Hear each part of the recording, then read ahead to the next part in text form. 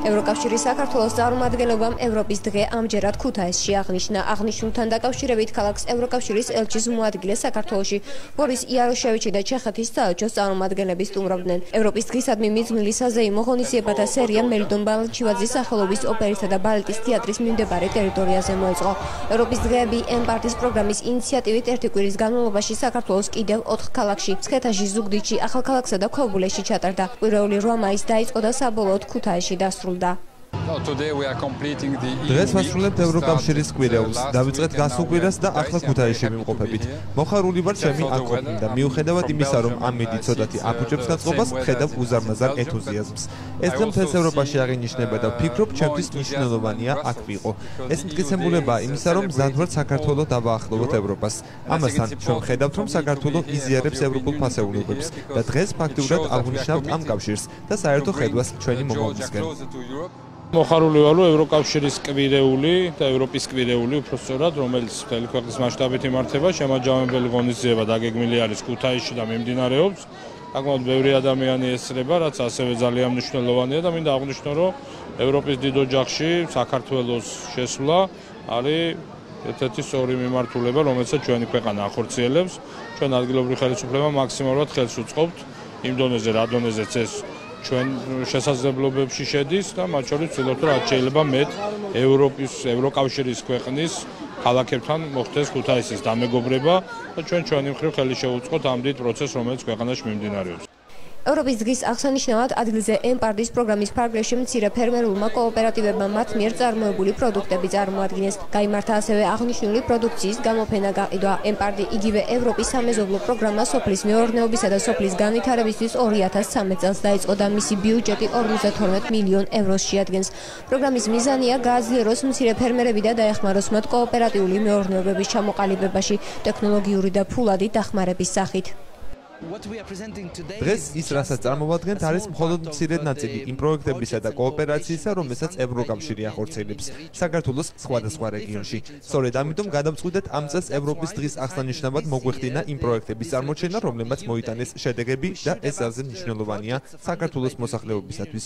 ამ შემთხვევაში ქუთაისში ჩვენ მოვახდინეთ ემპარტის პროექტის ფარგლებში დაფინანსებული კოოპერატივების პრეზენტაცია.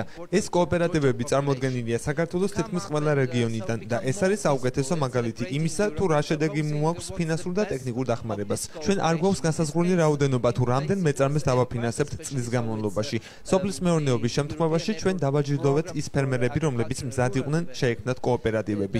ამ პროგრამით ჩვენ გვინდა პოპულარიზება გავუწიოთ კოოპერატიულ მეურნეობას, მის მნიშვნელობას, რადგან შენ ამით შეგიძლია აწარმოო უკეთ და ხარისხიანად, იყო უფრო წარმატებული ბაზარზე.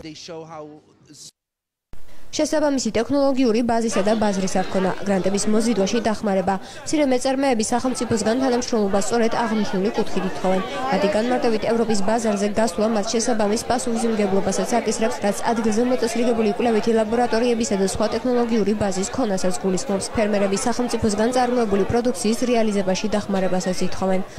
ჩვენი კოოპერატივი დაარსებულია 2014 წელს, ძირითადი განხრაა მეფუტკრეობა და თაფლის ვაწარმოებთ თაფლის არაყს.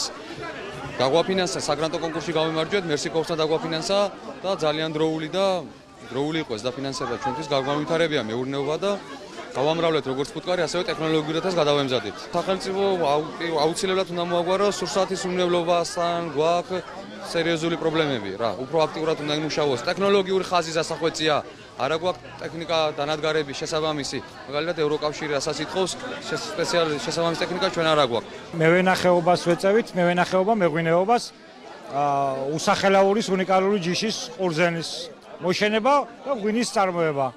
პრობლემები როგორც ყველა დარგს, ისევე მეღვინეობასაც აქვს.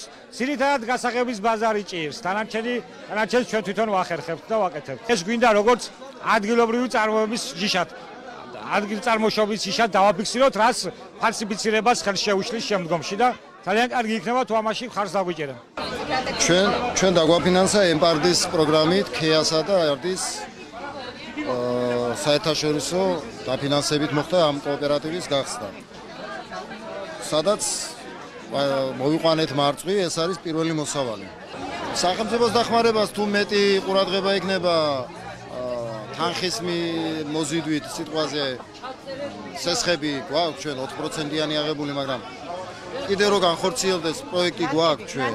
რა თქმა უნდა, ჩვენ არავითარი პრობლემა არ გვაქვს თევზის განსაცდელთან დაკავშირებით, იმიტომ რომ ძალიან სუფთა წყალში იზრდება და ბუნები უწყობს ხელს, მაგრამ ყველაზე დიდი პრობლემა გვაქვს ამ წუთში თევზის ბაზარი, რომელიც რაოდენობა გვყავს თევზის, ანუ უხვად არის, არ წამალი ჭირდება, არაფერი არ ჭირდება, მაგრამ ბაზარი, რომელიც ძალიან გორმა, თევზის კატასტროფულად დაეცა თევზის ფასები. ევროპის დღის აღსანიშნავად ადგილზე მოეწყო ასევე ევროკავშირის დაფინანსებული პროგრამის ფარგლებში ქუთაისის განათლებისა და დასაქმების ცენტრის გამოფენა. გამოფენაზე წარმოდგენილი იყო შეზღუდული შესაძლებლობის მქონე პირების რეზიუმეები. ასევე გაიმართა საქართველოს საზოგადოებრივ საქმეთა ინსტიტუტის მიერ ისტორიული გამოფენა სოფლის მეურნეობის თემატიკაზე. მოეწყო კონცერტი მუსიკალური ჯგუფების, სამიზნესო და მუზეუმის მონაწილეობით.